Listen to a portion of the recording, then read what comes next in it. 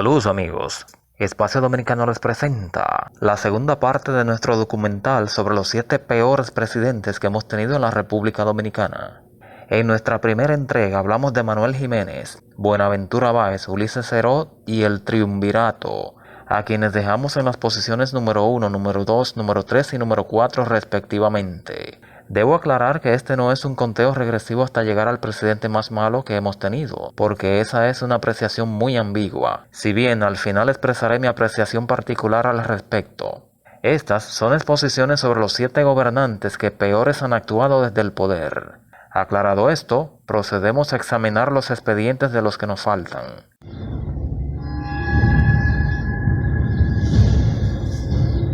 En el puesto número 5 de nuestra lista de los peores presidentes dominicanos, posicionamos a Salvador Jorge Blanco. José Salvador Omar Jorge Blanco, mejor conocido como Jorge Blanco, fue un abogado, escritor y político que nació en Santiago de los Caballeros el 5 de julio de 1926 y falleció en Santo Domingo el 26 de diciembre del año 2010. Fue senador del Distrito Nacional de 1978 a 1982 y luego presidente de la República de 1982 a 1986. Se inició en la política tras la caída de la dictadura de Trujillo, como miembro de la Unión Cívica Nacional, uno de los partidos que participó en las elecciones de 1963, en la que resultó elegido el profesor Juan Bosch. Posteriormente fue nombrado Procurador de la República del Gobierno en Armas presidido por Francisco Alberto Caamaño durante la Revolución de 1965. Al finalizar la guerra, pasó a formar parte del Partido Revolucionario Dominicano, partido en el cual desempeñó altos cargos dirigenciales y del cual fue aspirante a la nominación presidencial en 1977, siendo derrotado por Antonio Guzmán Fernández, pero logró la senaduría del Distrito Nacional en las elecciones del siguiente año, posición desde la cual tuvo muy malas relaciones con el gobierno de su propio partido, no obstante a lo cual fue escogido como candidato para las elecciones presidenciales de 1982, en las cuales resultó elegido presidente. Este gobierno es muy mal recordado porque en el transcurso del mismo hubo una grave crisis económica, producto de un acuerdo con el Fondo Monetario Internacional que perseguía el pago de unas cuotas atrasadas de la deuda externa del país en esos momentos. Fruto de dicho acuerdo se produjeron severos ajustes económicos que implicaron una devaluación monetaria y una escalada inflacionaria que provocó un aumento desproporcionado en los precios de todos los bienes y servicios, incluyendo productos de primera necesidad. Si bien esto ya se venía produciendo desde antes de la firma de dicho acuerdo, aquello debió haber sido un episodio sumamente dramático por la manera sorpresiva y abrupta en que se tomaron esas medidas, ya que el país venía de celebrar las festividades de Semana Santa de aquel abril de 1984 para encontrarse con tan desagradable sorpresa, la cual ocasionó una violenta insurrección civil en donde el pueblo se lanzó a las calles de manera masiva y muchos aprovecharon el caos desatado para saquear comercios y provocar disturbios, durante los cuales se enfrentaron civiles con fuerzas policiales y militares, lo cual dejó un saldo de cientos de muertos y miles de heridos y detenidos. Las protestas se iniciaron a tempranas horas de la mañana del lunes 23 de abril en barrios humildes de la capital, y ya para el mediodía se habían extendido a gran parte del país. Fue prácticamente una sublevación nacional que duró hasta el miércoles 25. De igual modo, en aquel gobierno hubo secuestros y numerosos asesinatos, algunos de alto perfil como el de un cazacambista llamado Héctor Méndez, el merenguero Tony Cebal, así como el asesinato de los hermanos Gálvez, hechos que hasta ahora no han sido aclarados. Por su parte, debido a la grave situación económica que enfrentó, aquel gobierno no pudo llevar a cabo ningún tipo de obra pública, de modo que fueron 4 años perdidos, en donde el país no avanzó para ningún lado. Toda esta situación provocó la derrota del PRD en las elecciones de 1986 y el retorno al poder del Dr. Balaguer, lo cual sería una gran desgracia para Jorge Blanco, sobre quien sobrevendrían días sombríos y difíciles, ya que fue sometido a la justicia junto a varios de sus colaboradores bajo la acusación de robo, corrupción, desfalco y estafa contra el Estado, y debió enfrentarse con un terrible juez llamado Juan María Severino, un magistrado sumamente riguroso y estricto, que no le tembló el pulso para enjuiciarlo y sentenciarlo a 20 años de cárcel, y al pago de una multa de 100 millones de pesos, lo cual era una gigantesca fortuna en aquellos años. Aquello fue sumamente difícil y penoso para Jorge Blanco, pues la parte acusadora estaba integrada por los mejores abogados del país, entre los que se encontraban los doctores Marino Vinicio Castillo y Ramón Tapia Espinal, quienes posiblemente le adversaban, por lo cual no hubo diagnóstico médico, ni recurso de apelación, ni recurso de amparo, ni dinero ni influencia política que le salvara. era preso que lo querían, y para su mayor mala suerte el gobierno de Venezuela le negó una petición de asilo.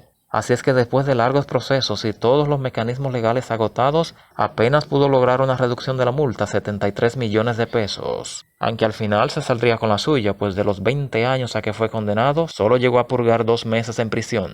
La suerte de Jorge Blanco cambió de manera definitiva con la llegada al poder de Hipólito Mejía en el 2000, quien de inmediato retiró todos los cargos en su contra y cerró su expediente, estableciendo que los expresidentes son deidades intocables, que no merecen ser enjuiciadas. Así es que por fin pudo irse a coger fresco tranquilo para su casa como él quería, hasta el día de su muerte, el 26 de diciembre del año 2010. Antes de continuar, quiero invitarles a conocer y suscribirse a Universo Channel 90, el cual es mi otro canal sobre temas internacionales. Sé que les va a encantar. Les dejo el enlace acá debajo en la descripción.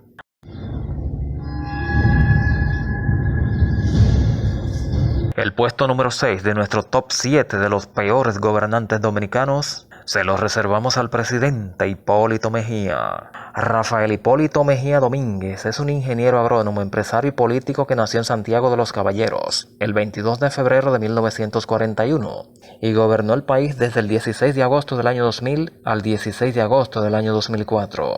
Inició su carrera política en 1965 cuando fue nombrado director del Instituto Nacional del Tabaco. Posteriormente, en 1978 fue nombrado ministro de Agricultura durante el gobierno de Antonio Guzmán, en donde se dice que desempeñó una buena gestión. Para las elecciones de 1982 presentó su candidatura al Senado de la República por su provincia natal, pero resultó derrotado, tras lo cual alternó su carrera política con sus labores en el sector privado y alcanzó la posición de vicepresidente del Partido Revolucionario Dominicano, fiel a la corriente de José Francisco Peña Gómez, quien llegaría a ser el máximo líder del partido y a quien acompañó como candidato vicepresidencial en las elecciones de 1990, en la cual resultaron derrotados. Hipólito Mejía posee una personalidad carismática, jovial, ocurrente y desenfadada, más afín con la de un comediante que con la de un político.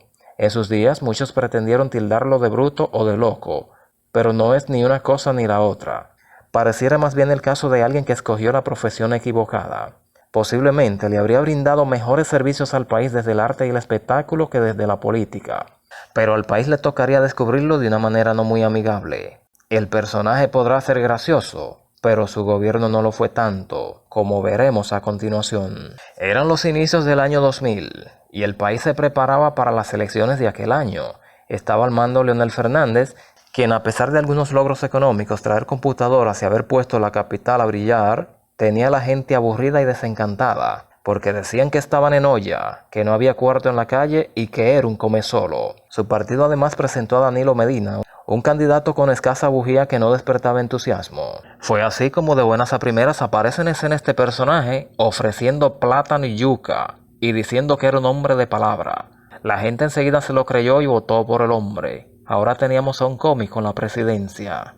Sus primeros 2 años fueron de maravilla, porque mantuvo el país estable. Algunas de sus buenas acciones que se recuerdan fueron la atención que le prestó al campo y un programa social que emprendió consistente en reparar viviendas destartaladas a familias humildes en barrios y campos. Todo el mundo conforme, todo el mundo feliz, todo el mundo contento. De tal modo que su partido arrasó en las elecciones de medio término, consiguiendo el Congreso y los municipios. Pero cuando íbamos doblando por el 2003, fue cuando se armó el juidero pendejo. Todo empezó con la quiebra del Banco Intercontinental Baninter, al cual le siguieron otros 2 bancos y miles de empresas y negocios.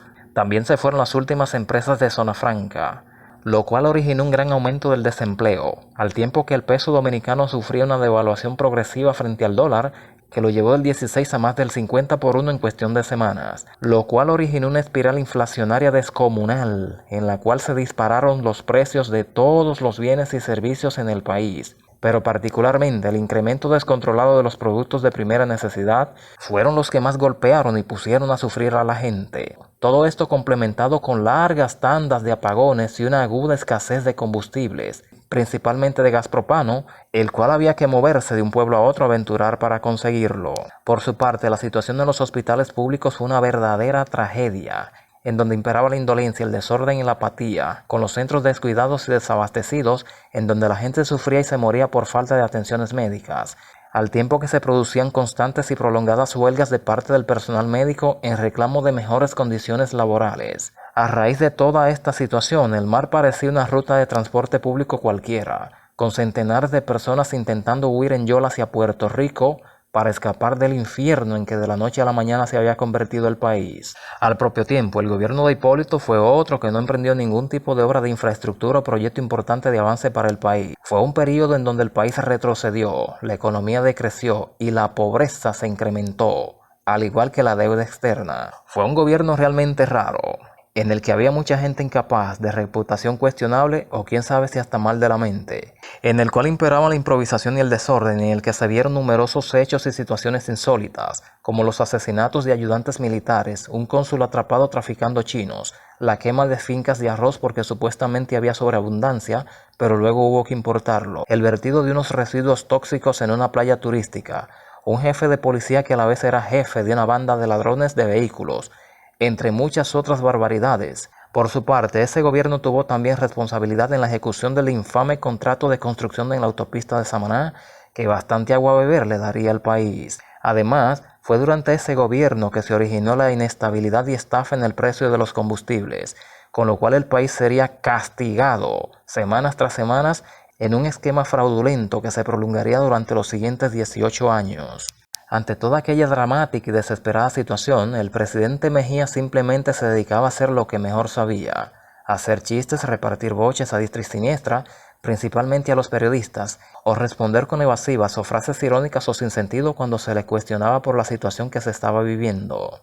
Al margen de las condiciones previas que propiciaron toda aquella calamidad, de la cual tal vez no sería el único responsable, pero sí fue claramente culpable de que se agudizara y se prolongara. Finalmente, aquel largo y nefasto 2003 llegaba a su fin para darle la bienvenida al 2004, año en que se celebrarían las elecciones más esperadas y deseadas que se recuerden, en las cuales otra vez se presentó Leonel con su labia rompiente para conquistar a la gente y derrotar al ya no tan gracioso Hipólito Mejía, quien pretendía reelegirse. Pero la historia no terminaría ahí. Tras esta derrota, Hipólito Mejía y su gobierno al parecer se llenaron de odio contra el país, pues durante el periodo de transición todos los problemas antes señalados se intensificaron. No obstante a lo cual, solo 8 años después, el hombre pareció haber redimido sus pecados ante el pueblo, pues con el cuento de llegó papá, estuvo a punto de terciarse otra vez la ñoña.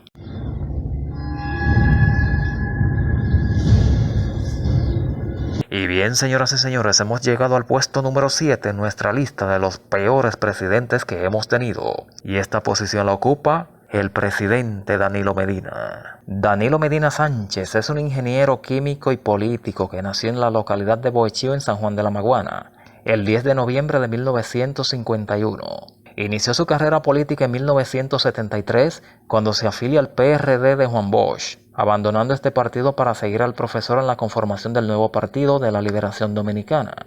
Por esos mismos años empezó su labor en el sector público al aceptar un empleo en la Dirección General de Aduanas para costear sus estudios universitarios. Fue escalando y ocupando posiciones de relevancia en el nuevo partido, que fueron desde vicesecretario general hasta miembro del Comité Central, al tiempo que también lograba sus primeros cargos selectivos como diputado al Congreso. En 1994 fue presidente de la Cámara de Diputados y jefe de campaña de la última candidatura presidencial de Bosch, al igual que en el 1996, cuando su partido conquista el poder por primera vez con Leonel Fernández a la cabeza, gobierno en el cual fue nombrado ministro de la presidencia. Finalizado aquel periodo de gobierno, fue elegido candidato presidencial del PLD para las elecciones del 2000, sin contar con un claro respaldo del presidente Fernández, resultando derrotado de parte de Hipólito Mejía. Hubo entonces de esperar 12 largos años para poder volver a aspirar, y entonces sí, esta vez alcanzó la presidencia de la República, logrando ser reelecto para el periodo siguiente. Fue un presidente que en sus inicios proyectó una muy buena imagen, la de un gobernante cercano a la gente y preocupado por resolver sus problemas.